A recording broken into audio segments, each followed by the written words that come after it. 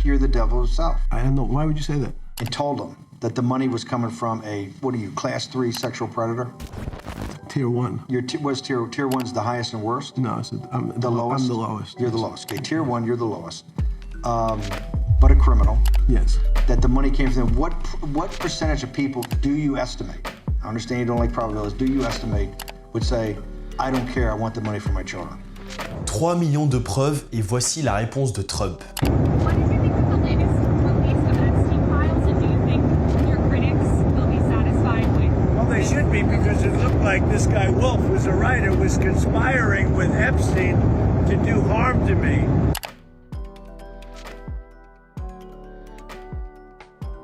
En effet, depuis que plusieurs millions de dossiers ont été dévoilés par le département de justice américain, de nombreuses personnalités connues des États-Unis se sont clairement retrouvées dans la sauce. On parle en premier de Trump car celui-ci a été cité plus de 38 000 fois dans les dossiers et que son amitié avec Epstein est très connue des médias depuis plusieurs années. Et aujourd'hui, je vous propose de plonger dans les histoires les plus sombres que cachent les dossiers de l'affaire Epstein, afin de découvrir qui était réellement ce sombre personnage. Footage has emerged in the Jeffrey Epstein files showing the convicted pedophile being interviewed and asked whether he is the devil. It's unknown when the interview was actually filmed, but the material is one of thousands of videos released by the US Department of Justice. Avant que la vidéo commence, je tiens à vous préciser que certaines informations sont d'abord des théories qui ont été faites à partir de preuves qui sont réellement disponibles sur le site du département américain de la justice. Par conséquent, je ne fais aucune accusation, mais je vous expose simplement les informations que j'ai trouvées en faisant mes recherches sur le sujet. Et autant vous dire que j'étais pas bien en voyant les atrocités et certains documents présents dans cette affaire. Pour commencer, parlons un petit peu de qui est Jeffrey Epstein. Jeffrey Edward Epstein naît le 20 janvier 1953 dans une famille juive de classe moyenne à Brooklyn. Son père, Seymour George Epstein, travaille comme jardinier tandis que sa mère, Pauline, travaille comme aide scolaire et femme de ménage. Jeffrey, lui, est un jeune enfant talentueux. Il apprend le piano à l'âge de 5 ans et a un plutôt bon niveau scolaire. Il est décrit par ses camarades comme étant un garçon moyen, très intelligent en mathématiques et légèrement en surpoids. Il ira par la suite faire des études en mathématiques à l'université de New York, mais en sortira 2 ans plus tard sans diplôme. Pendant 2 ans, malgré son absence de formation et de qualification en pédagogie, Jeffrey Epstein enseigne les mathématiques et la physique dans une école privée d'enseignement secondaire et préparatoire aux études universitaires, la Dalton School de Manhattan.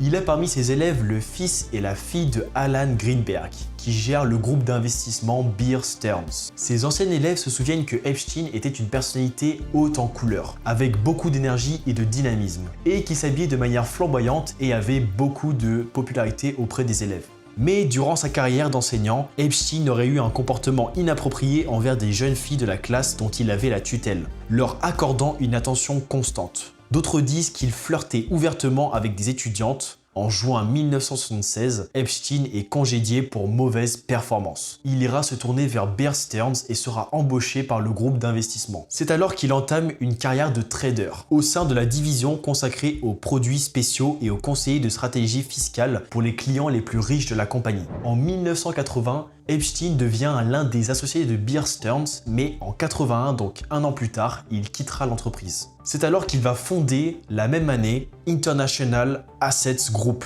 une société de conseil. D'après lui-même, Epstein aurait alors consacré la plupart de son temps à aider les clients à récupérer de l'argent volé par des courtiers et avocats frauduleux. En 82, il fonde sa propre entreprise, J. Epstein & Co. C'est une entreprise de gestion financière qui se voit confier la gestion d'actifs de clients pour l'équivalent de plus d'1 milliard de dollars. En 87, Leslie Wexner, qui est le fondateur et président de The Limited, une chaîne de magasins de vêtements pour femmes qui possède notamment Victoria's Secret, se rapproche de lui. Wexner achète Abercrombie & Fitch l'année suivante et en 92 convertit une école privée, la Birchwathen School, en une immense résidence ensuite acquise par Epstein dans l'Upper East Side, l'un des quartiers les plus riches de Manhattan.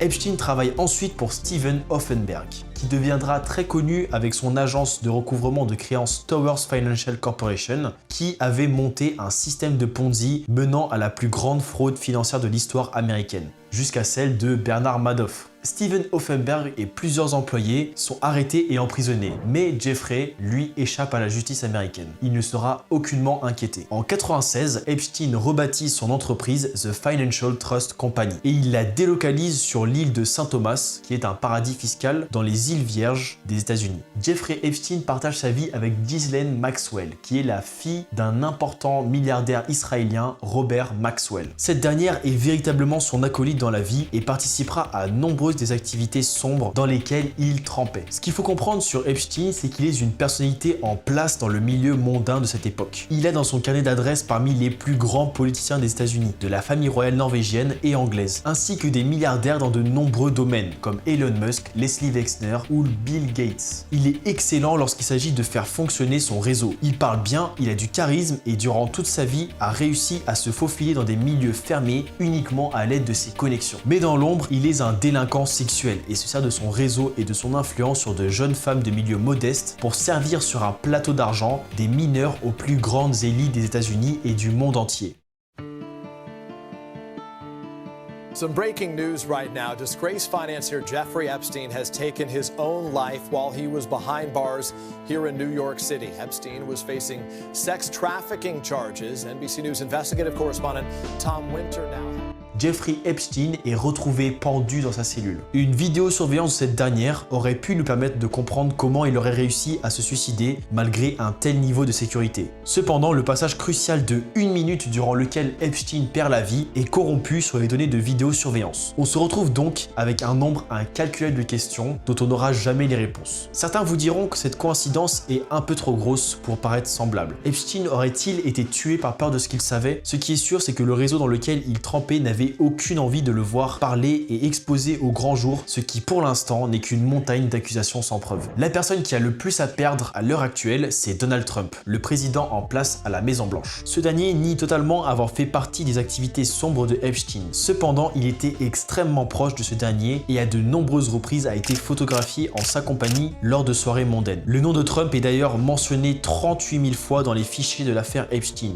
Comprenez bien que pour un organisme comme le FBI qui s'occupe de monter le dossier d'accusation et de traiter les 3 millions de fichiers qui concernent cette affaire, c'est un énorme problème d'avoir son propre dirigeant cité autant de fois dans l'affaire. Cela pose une réelle question d'objectivité et malheureusement, on sait que depuis le début de l'affaire, la justice américaine et les nombreux départements en charge de l'affaire ont à de nombreuses reprises entravé la parution des fichiers en accès libre. Même à l'heure actuelle, les 3 millions de fichiers sont édités pour ne pas afficher au grand jour les agissements de personnalités trop influentes. Le département de justice américain prétend le faire pour protéger les victimes, mais en réalité, elle couvre illégalement les agissements du Big Boss de la Maison Blanche et de ses complices. La première personne à aller porter plainte au FBI était Maria Farmer, une jeune artiste sortant tout juste d'école d'art. Elle cherche alors à vendre ses tableaux afin de se faire un nom dans le milieu. Ces tableaux dépeignent la vie de jeunes femmes dans des moments intimes, souvent inspirés par ses sœurs qu'elle avait pour l'habitude de prendre en photo, afin de s'en servir comme modèle pour peindre. Ses premières œuvres seront achetées par le couple Jeffrey Epstein et Ghislaine Maxwell. C'est alors qu'ils l'inviteront à travailler dans leur ranch en tant qu'artiste et décoratrice d'intérieur. Mais alors que tout se passait pour le mieux, elle commence à recevoir des invitations étranges et le couple lui aurait notamment demandé de participer à des massages et c'est alors qu'elle aurait subi des violences